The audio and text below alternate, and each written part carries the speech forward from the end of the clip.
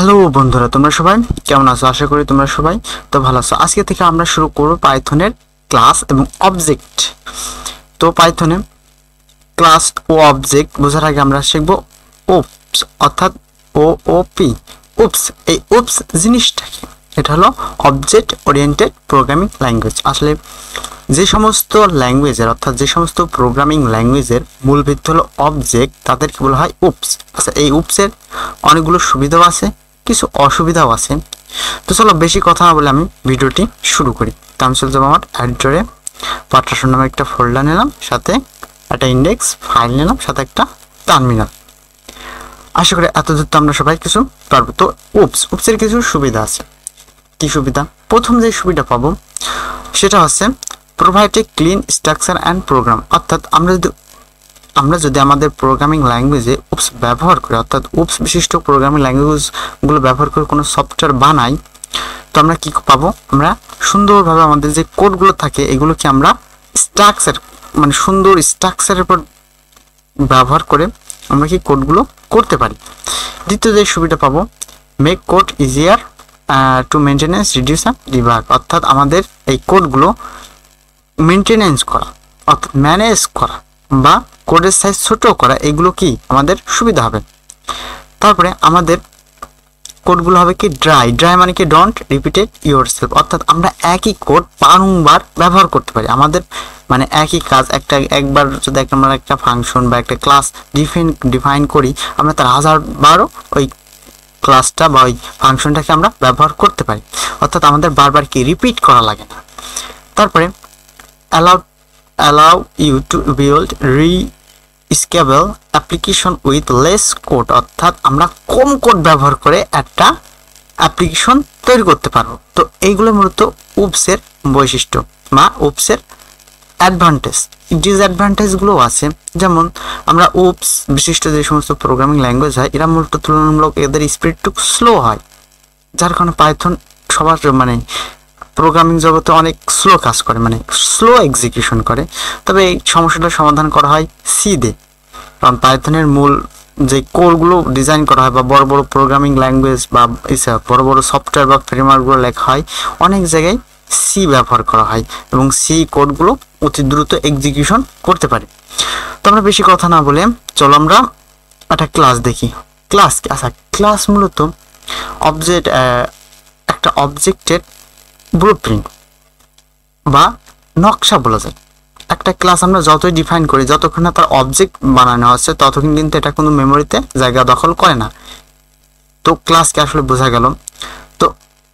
তো একটা ক্লাসের উদাহরণ আমরা সাধারণত পাইথনে বা অন্যান্য প্রোগ্রামিং ল্যাঙ্গুয়েজে আমরা ক্লাস কিন্তু একটা keyword.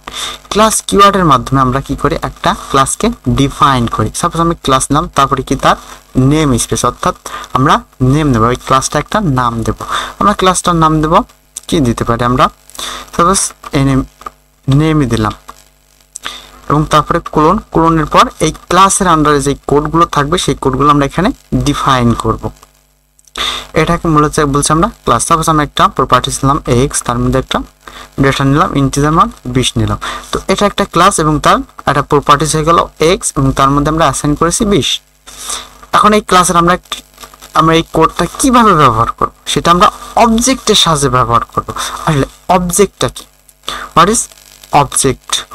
Object is a instance of A class. অর্থাৎ অবজেক্ট হলো একটা ক্লাসের একটা ইনস্ট্যান্স।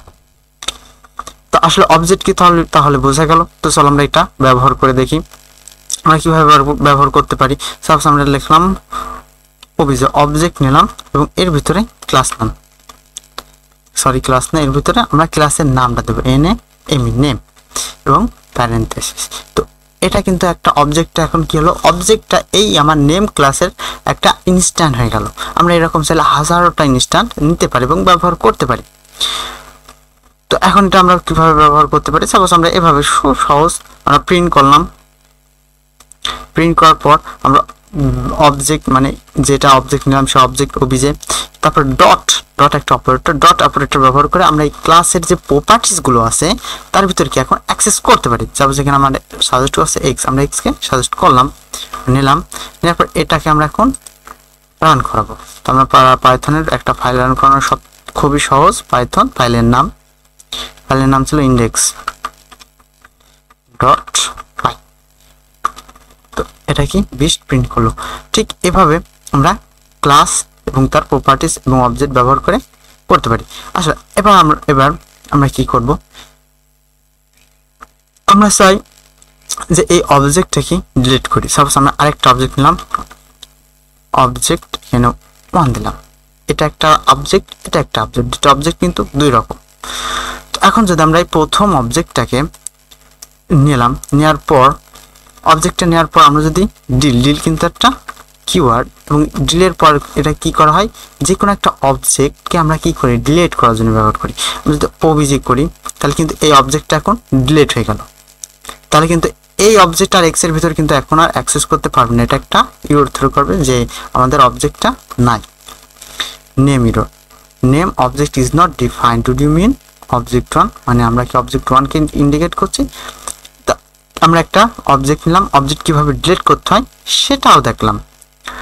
তো আরেকটা আমি জিনিস দেখাই যে টাইপ, মানে আমরা যদি এখন এই অবজেক্টটাকে এটাকে ডিলিট না করে আমরা যদি অবজেক্ট এক্স এটাকে ওবিজের এর যদি আমরা এখন করি, টাইপ করি, টাইপ কিন্তু আমরা কি পাবো, আমরা যদি টাইপ করি ওবিজে তাহলে কি পাবো, আমরা এই অবজেক্টের টাইপ পাবো, অর্থাৎ অবজেক্টের নামটা পাবো, অর্থাৎ এই নেমটা পাবো।